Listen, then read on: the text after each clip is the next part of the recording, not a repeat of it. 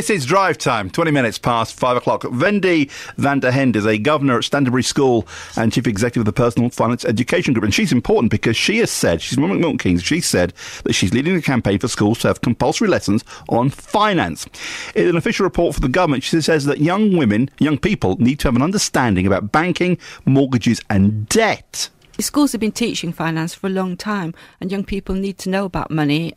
They're very interested in money. They're often very astute consumers, but they're not necessarily very good at planning for the future and not getting into financial difficulties.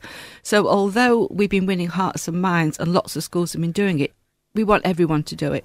Now, Sean McGuire is from a company called Ambitious Minds, which already provides lessons of personal finance. Sean, very good afternoon to you. Hello, Roberto. Good afternoon. And welcome to the programme. Why is it, do you think, that so many people seem incapable of looking and, just handling their finances?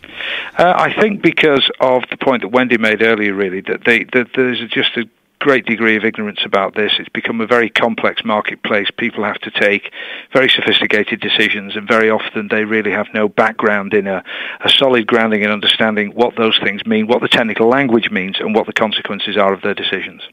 So what's the real issue? Is it because we've got a massive credit culture? Around half the population live on credit, or possibly because in the last 20 years we've been told, get credit, borrow more money, it's easy. I think it's a combination of a lot of things, actually, and they are two very important parts of it. But if you think about the way that the world has changed in the last 15 to 20 years, that it would be possible to have left school or college probably in the mid-80s and to have had, perhaps certainly earlier than that, very little real financial understanding, to have been able to build a perfectly sustainable adult life. That just isn't the case anymore. The state is withdrawing from provision in all sorts of areas. People are expected now to make their own decisions.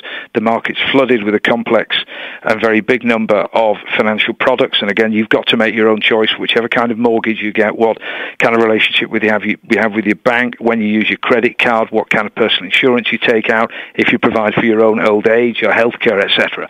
And I think that the real difficulty is putting that into a context that young people understand, that doesn't sound like a traditional school lesson.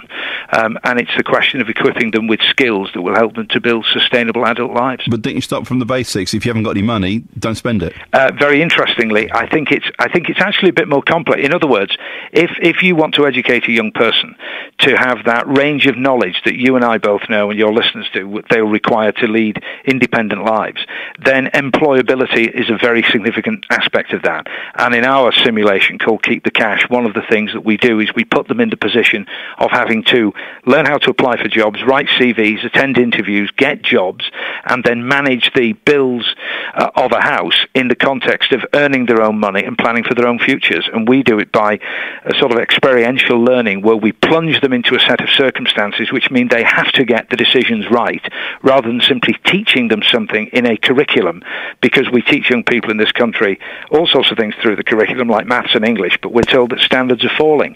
So I'm not entirely convinced that just putting this in the curriculum will immediately produce a generation of financially literate young adults. Sean, I've got to ask you as well, is one of the other problems that the banking and the mortgage industry, they make it very difficult to understand how they work, and the language they use can be very complex. If you're desperate for a mortgage, you'll try as hard as you want, and most people don't understand the complexities behind it all. Absolutely right. The language that the financial providers use is deliberately difficult for the ordinary person to understand, so that there's a technical barrier, and most people never get the opportunity to have these things explained to them in a way that will actually impact on their own lives. So I think simply giving this as a sort of lesson or as a tablet of keywords and phrases to learn and memorize won't work, because the providers, their job is to extract as much cash from you as they possibly can.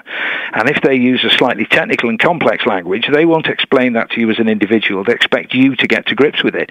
And that's why the emphasis is on education, in equipping people with the skills to fight back effectively. Sean, pleasure talking to you. Sean McGuire.